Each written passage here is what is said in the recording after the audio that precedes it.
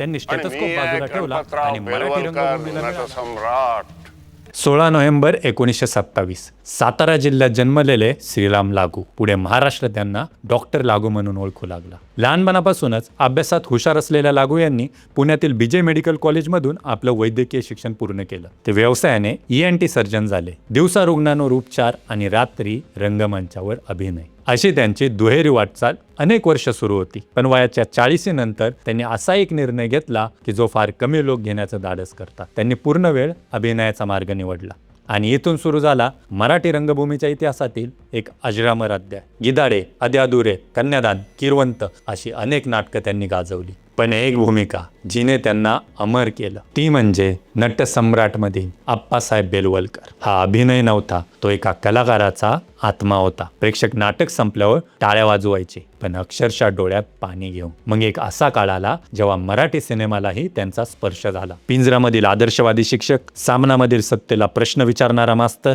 आणि सिंहासनमधील राजकीय वास्तव या प्रत्येक भूमिकेत त्यांनी माणसांच्या स्वभावातील गुंतागुंत जिवंत केली. त्यांनी 250हून अधिक चित्रपट आणि नाटकांमध्ये काम केलं. आज अनेक अभिनेते येतात, अनेक महान भूमिका साकारल्या जातात, पण डॉक्टर श्रीराम लागू नावाचा अध्याय फक्त अभिनयाचा नव्हता. तो होता धाडसी निर्णयांचा, विचारांच्या प्रामाणिकपणाचा आणि कलेसाठी सर्वस्व अर्पण करणाऱ्या एका माणसाचा.